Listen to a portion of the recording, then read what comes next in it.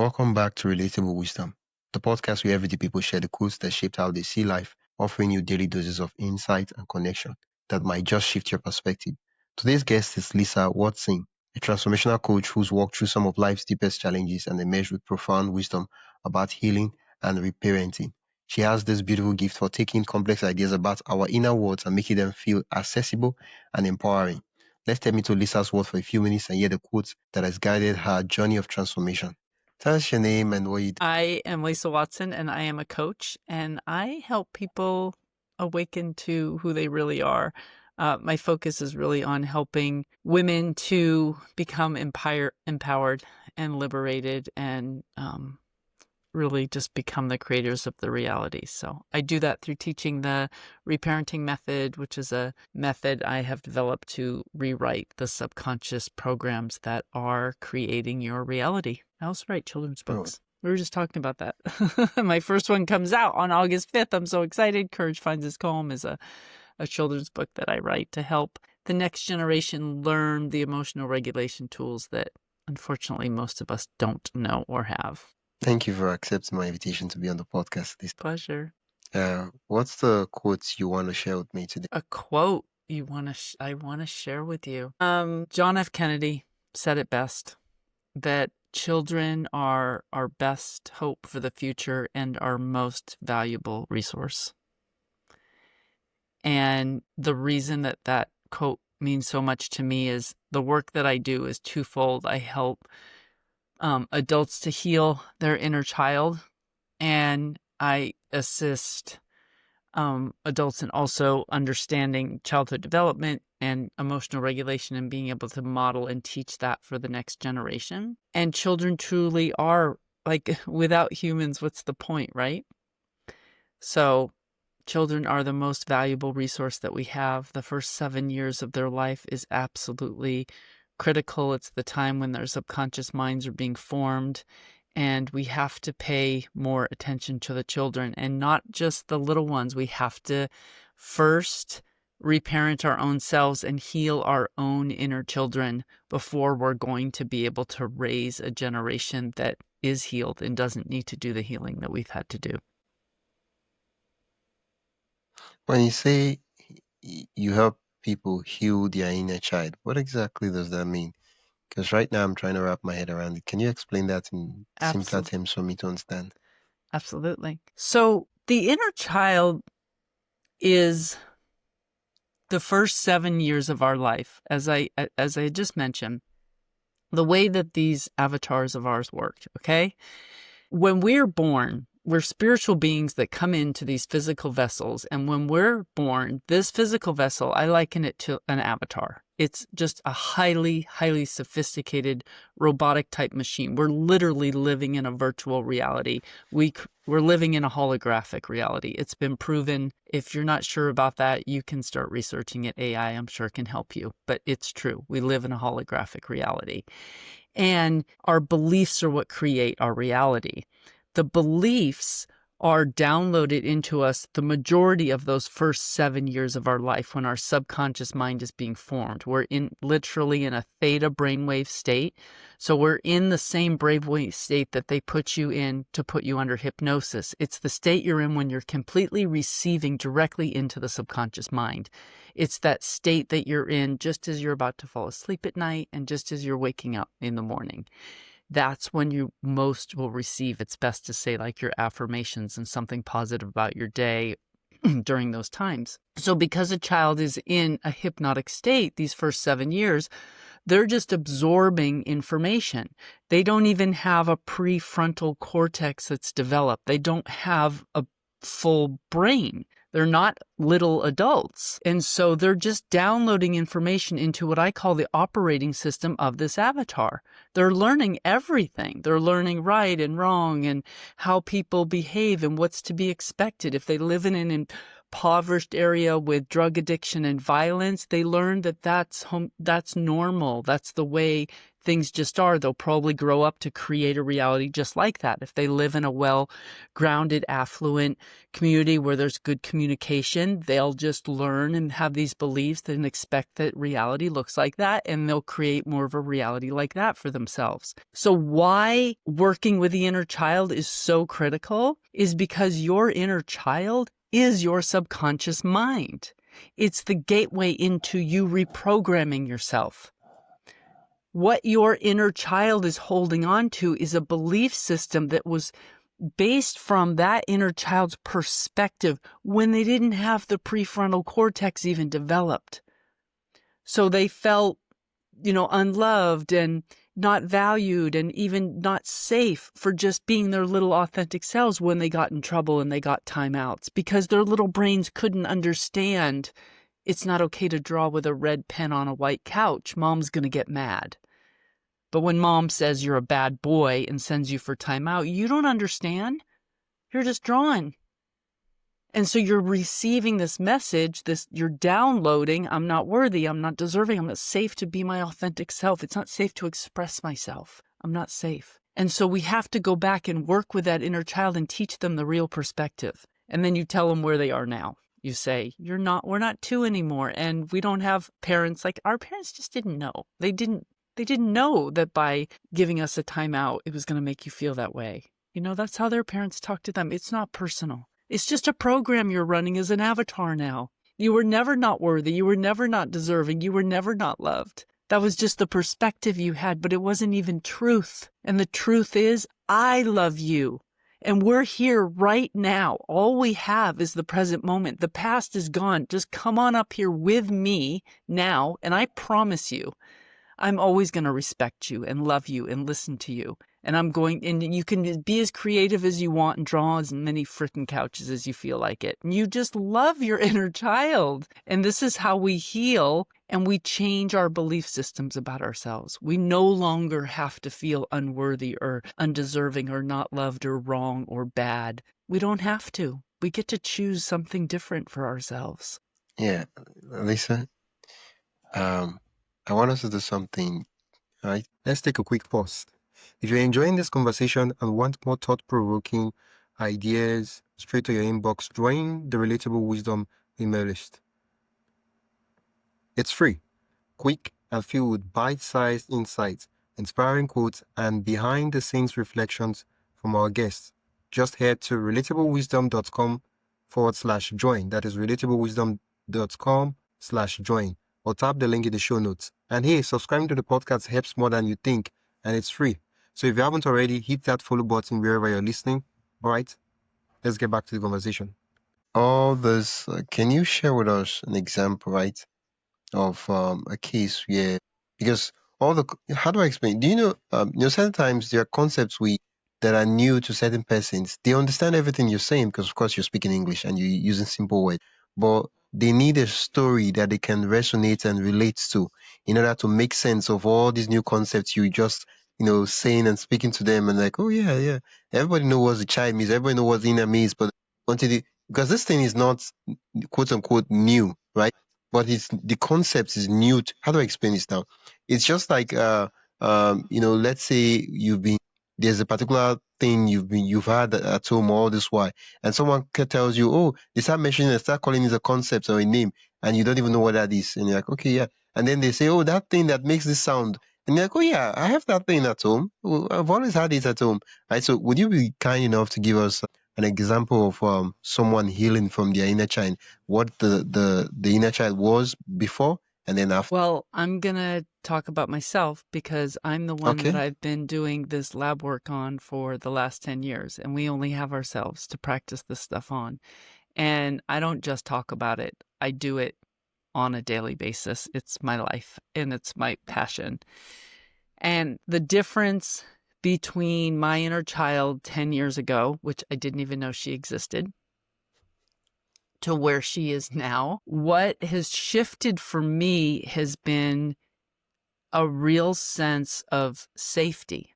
I am emotionally regulated now. And I didn't even know that I wasn't emotionally regulated before. But when I decided to take back my life. I was in a toxic relationship for over 28 years. I didn't have a very simple or easy childhood. It was filled with abandonment and alcoholism and all sorts of, just whatever family drama that so many of us have grown up in. My experience it's unique, but not any really different than most other people's, in my personal opinion. I think we've all been through a lot of trauma, okay? Mine's just unique and different to me, whatever. It is what it is, and it's perfect, okay?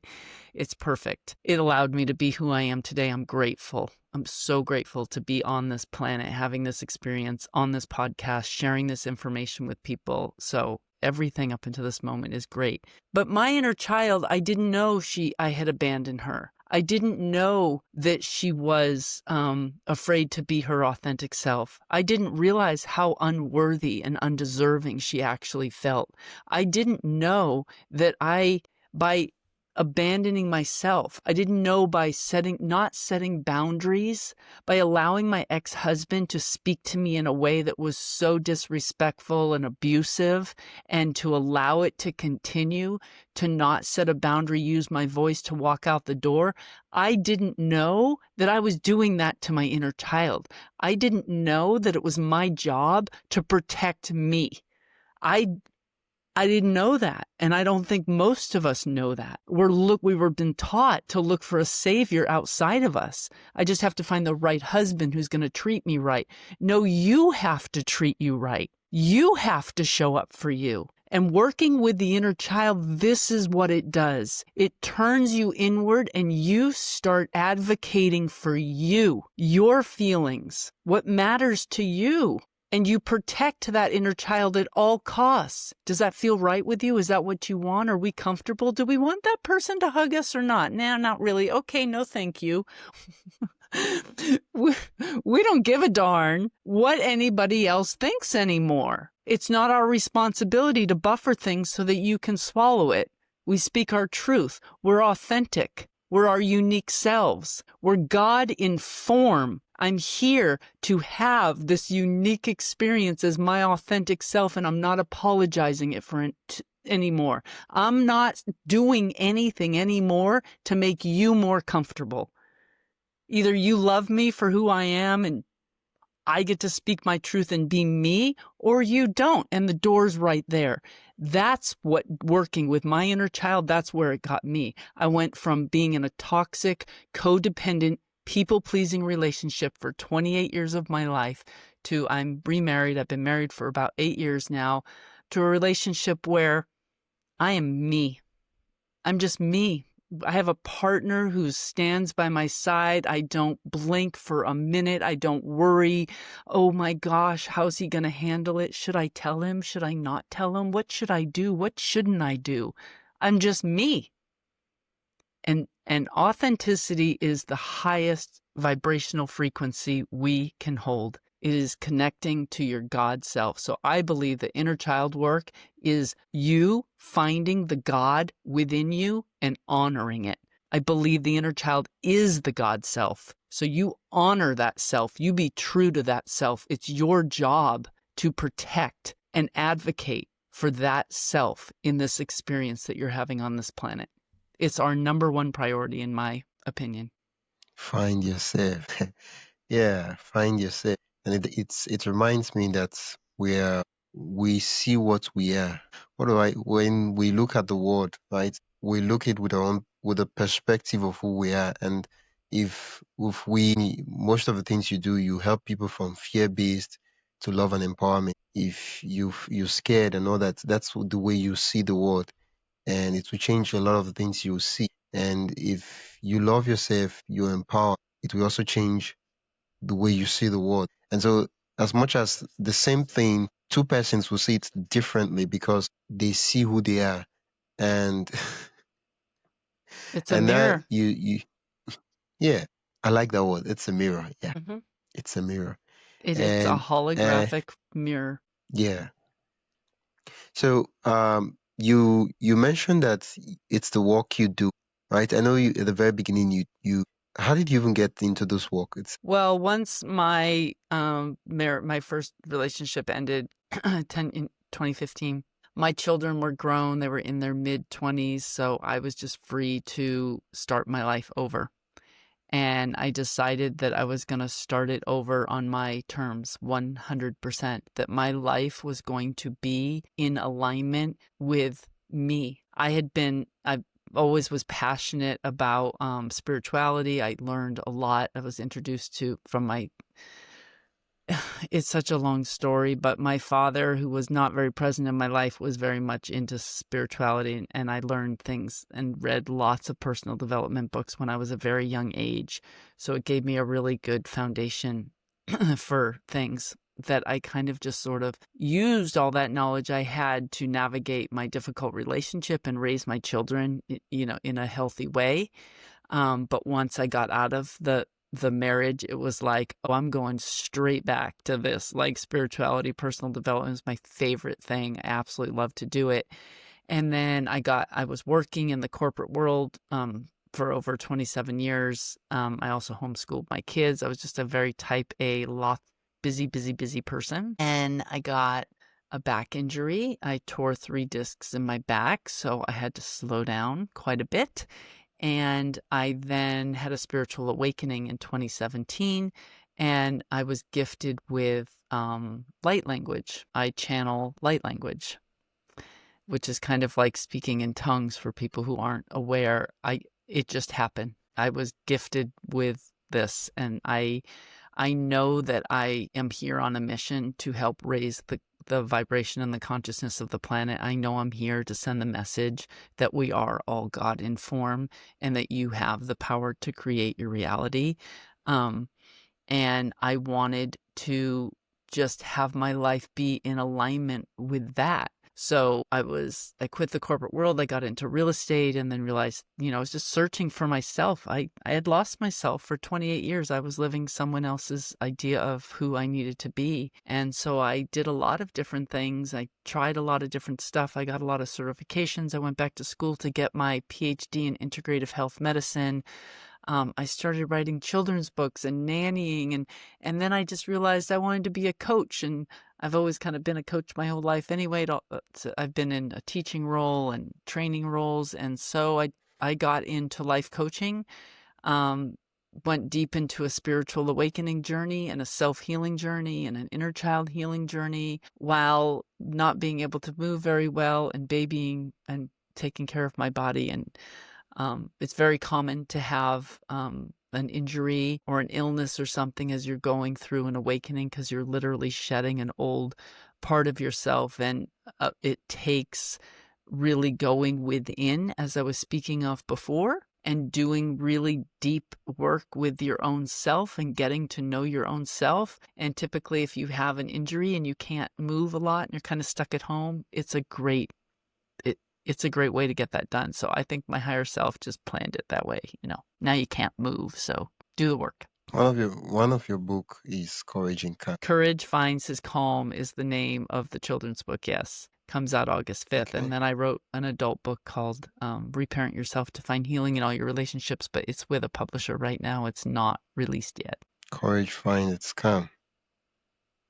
Courage finds one would his think calm.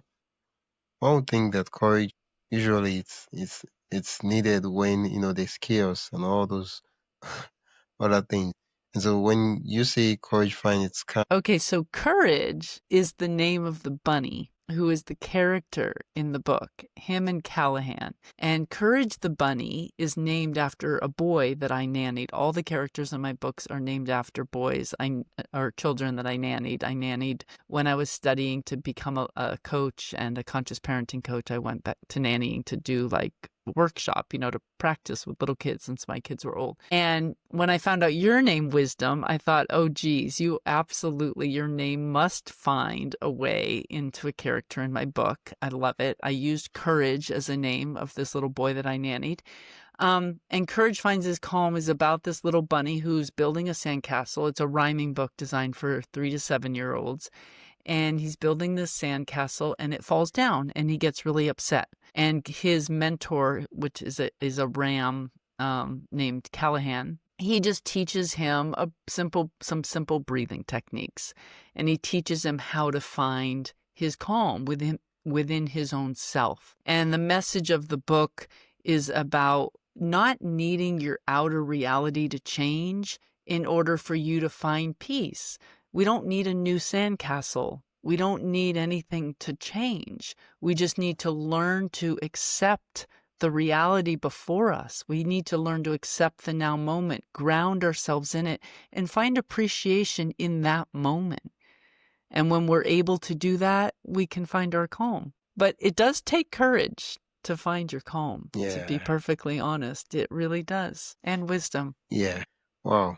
Thank you so much, Lisa, for sharing your favorite quote with me.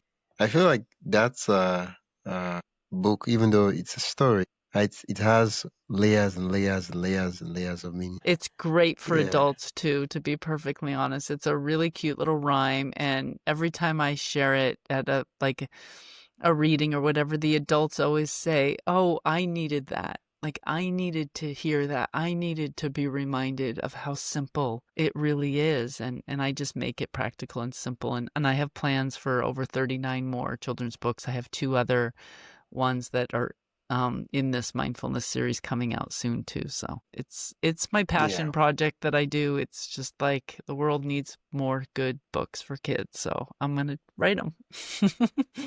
Yeah. Just as a closing piece, what advice would you give to my listener as the key takeaway of this episode? My advice to everyone is to really make it your mission to get to know your own self without judgment. Simple observation. Start to pay attention to you. Pay attention to your thoughts, your self-talk. Pay attention to how you feel, how you behave, where you hide yourself, what your triggers are, where you self-sabotage. Just make it your mission to learn about yourself. And if you do that, 80% of the journey is simply in the awareness of it. Once you shine light on something and you call it out, it will change. And we have to change if we want our lives to change. Well, thank you so much, Lisa. Thanks for sharing your favorite quote with me. Thanks for making sense, helping me make sense of it. And yeah, thank you. You're welcome. It's been my pleasure. Where can listeners learn more about Oh, you learn and more the work about. you're doing? Thank you. I have Yeah. a couple of websites. My coaching website is reparent-yourself.com, and you can find my services there. I offer like 3-month one-on-one coaching packages and toolkits and things, and my books. And I have a website for my books, which is awakentheone.org. You can find me on Instagram and TikTok as Reparent Yourself, and that's where I am. So I hope to see you there. Yeah, I'll be sure to add the links in the show notes. Thank you so much. Okay, have a great night, Wisdom. Thank you. You've been listening to Relatable Wisdom, and I've been your host, Wisdom Okonkwo. You've been listening to the podcast where every story, quote, and insight helps you see life a little differently. If you enjoyed today's episode, follow the show on your favorite podcast app and share it with someone who loved the conversation. For more inspiring voices and timeless wisdom, visit relatablewisdom.com. Until next time, keep living, learning, and collecting wisdom that matters most to you.